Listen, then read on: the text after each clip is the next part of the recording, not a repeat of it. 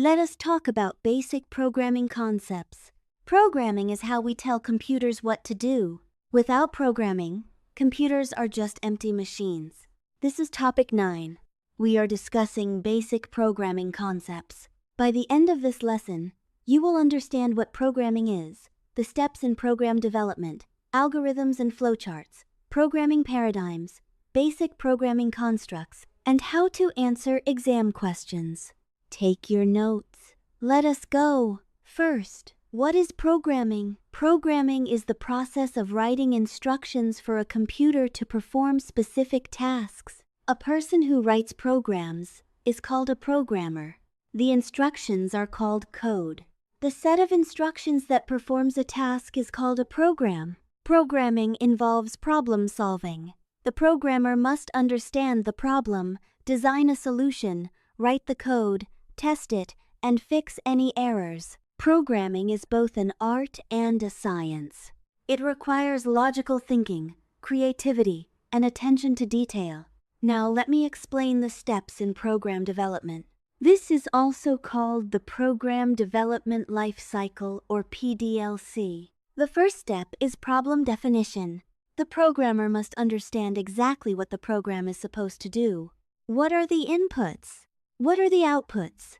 What processing is required? Without a clear problem definition, the program will not solve the right problem. The second step is problem analysis. The programmer breaks down the problem into smaller parts. They identify the data needed, the calculations to be performed, and the decisions to be made. This step produces a detailed specification of what the program will do. The third step is algorithm design. An algorithm is a step-by-step procedure for solving a problem. The programmer designs the algorithm using tools like flowcharts or pseudocode. This is the plan for the program. The fourth step is coding. The programmer writes the actual code in a programming language. They translate the algorithm into a language that the computer can understand. This is where the program takes its final form. The fifth step is testing and debugging. Testing means running the program with sample data to see if it works correctly. Debugging means finding and fixing errors. Errors are called bugs. There are 3 types of errors. Syntax errors are mistakes in the grammar of the programming language. They are easy to find because the compiler or interpreter will report them. Logic errors are mistakes in the algorithm. The program runs but produces wrong results. Logic errors are harder to find. Runtime errors occur when the program is running. Examples include division by 0 or trying to open a file that does not exist. The sixth step is documentation. Documentation is written text that explains how the program works. It helps other programmers understand the code. It also helps users know how to use the program. Documentation can be internal, which is comments within the code, or external, which are separate manuals or help files. The seventh step is maintenance. After the program is released, it may need to be updated. Bugs may be found. New features may be needed. The environment may change. Maintenance is the longest and most expensive phase of program development. Now let me explain algorithms. An algorithm is a finite sequence of well-defined steps for solving a problem. Algorithms must be precise. Each step must be clear. Algorithms must be finite. They must eventually end. Algorithms must be effective. Each step must be doable. For example, an algorithm for making tea might be: boil water, put tea bag in cup, pour water into cup, wait 3 minutes, remove tea bag, add sugar and milk to taste. Algorithms can be represented using flowcharts or pseudocode.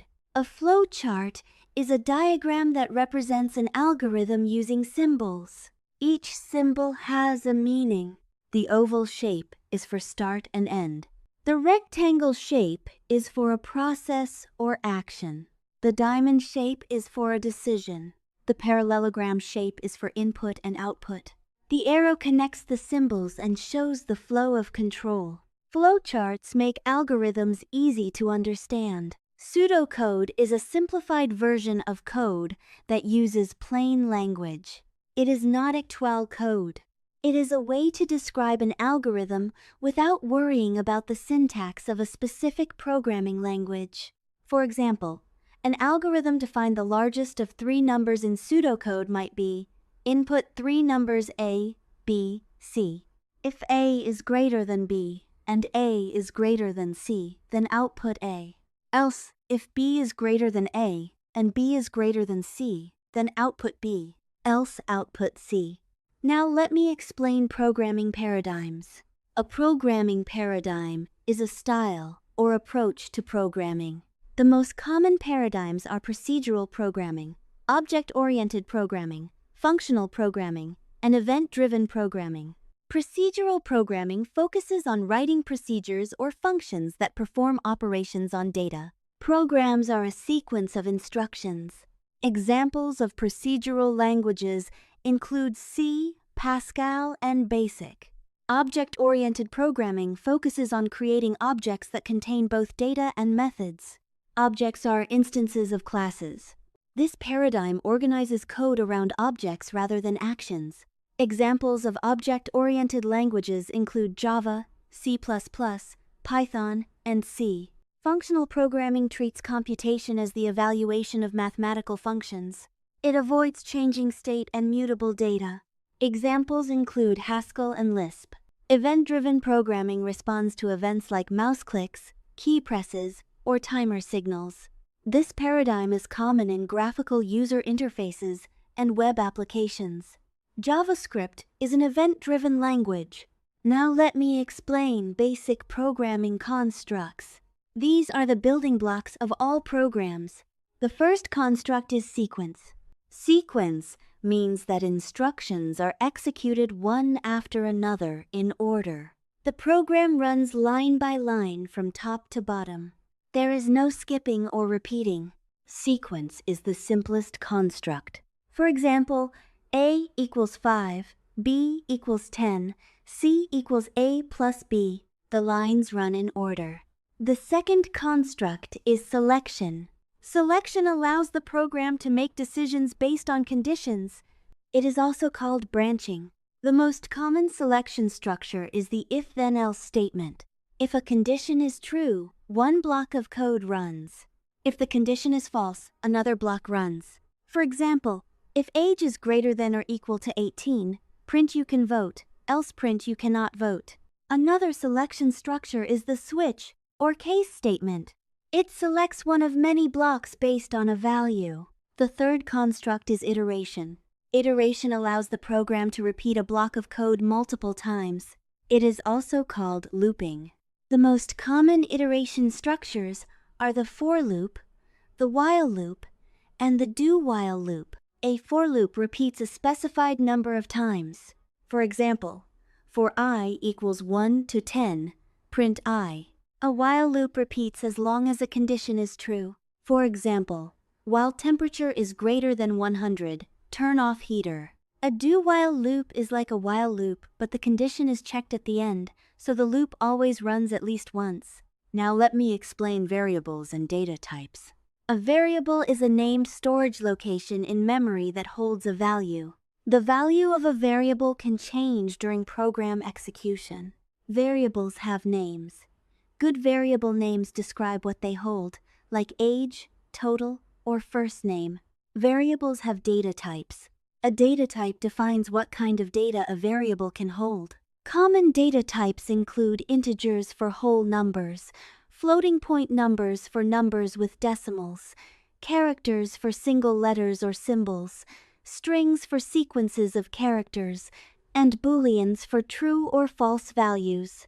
Constants are similar to variables, but their values cannot change. A constant is declared once and remains the same throughout the program. Constants are used for values that never change, like pi equals 3.14159, or the number of days in a week. Now let me explain operators.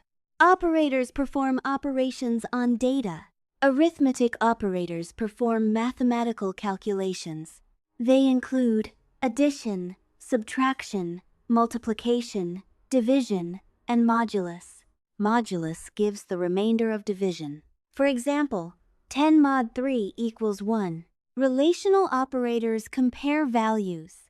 They include equal to, not equal to, greater than, less than, greater than or equal to, and less than or equal to. The result of a relational operation is a Boolean value, true or false. Logical operators combine Boolean values. They include and, or, and not. And is true only if both operands are true. Or is true if at least one operand is true. Not reverses the truth value. Assignment operators assign values to variables. The basic assignment operator is equals. A common exam question asks you to describe the steps in program development. Here is a sample answer.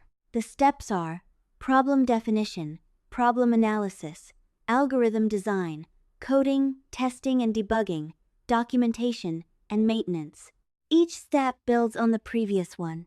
Skipping steps leads to poor quality programs. Testing and debugging are particularly important to ensure the program works correctly. Another exam question asks you to distinguish between syntax errors, logic errors, and runtime errors. Here is your answer. Syntax errors are mistakes in the grammar of the programming language. They are caught by the compiler or interpreter. Logic errors are mistakes in the algorithm. The program runs but produces wrong results. Runtime errors occur while the program is running, like division by zero. Syntax errors are easiest to fix. Logic errors are hardest because the program runs but does the wrong thing. Another exam question asks you to explain the three basic programming constructs. Here is your answer. Sequence is executing instructions one after another in order. Selection is making decisions using if-then-else or switch statements. Iteration is repeating blocks of code using for loops or while loops. These three constructs are sufficient to write any program. They are the building blocks of all algorithms. Here is what you need to take away. Programming is writing instructions for computers. The program development lifecycle has 7 steps. Algorithms are step-by-step solutions. Flowcharts and pseudocode represent algorithms. The 3 basic constructs are sequence, selection, and iteration. Variables store data. Operators perform operations. Practice these concepts. When you have them down, move to topic 10.